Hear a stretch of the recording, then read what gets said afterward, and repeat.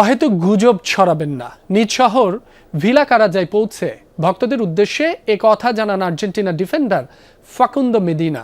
Net দুনিয়ায় ছড়ানো নানা গুঞ্জন ও কনস্পিরেসি থিওরিকে উড়িয়ে দেওয়ার কথাও বলেছেন তিনি। জানিয়েছেন আর্জেন্টিনা দলে নেই কোনো কোন্দল। এদিকে হারের কষ্ট ভুলে নিজেদের শিকড় আর পরিচয় নিয়ে গর্ব করার আহ্বান জানান সঙ্গে থাকা সতীর্থ ফ্লাকো লোপেজ।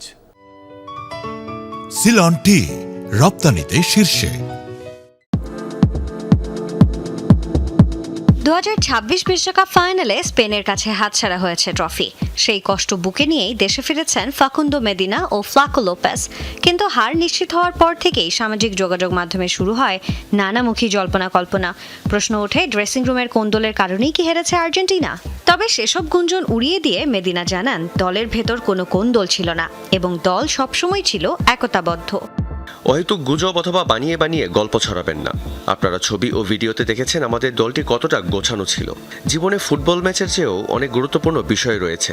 দিন শেষে আমাদের ভালো মানুষ হতে হবে। এবারের বিশ্বকাপে 5 ম্যাচ খেলা মেদিনা আরও ব্যাখ্যা করেন কেন সব খেলোয়াড় একসাথে দেশে ফেরেননি। তার মতে, হারের ধাক্কা সামলাতে না পেরে অনেকেই মানসিকভাবে ভেঙে পড়েছেন। সে কারণেই তারা সরাসরি নিজ নিজ ক্লাবে অথবা অন্য জায়গায় চলে গেছেন। ভিলা কারাজার বারান্দা থেকে ভক্তদের উদ্দেশ্যে বার্তা দেন ফ্লাকো লোপেজও। হারের কষ্ট ভুলে নিজেদের শিকড় আর পরিচয় নিয়ে গর্ব করার আহ্বান জানান এই ফরওয়ার্ড।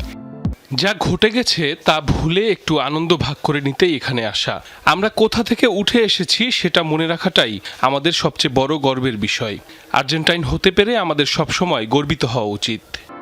প্রেসিডেন্ট ক্লাউদিও তাপিয়া ও রবের্তো আয়ালাদের মতোই মেদিনাও স্পষ্ট করে দিলেন, মাঠের পারফরমেন্স যাই হোক, জাতীয় দলের আবহ সবসময় ইতিবাচক ছিল। এবার কেবল সামনের দিকে তাকানোর পালা। সাঞ্জনা আইভি, যমুনা স্পোর্টস।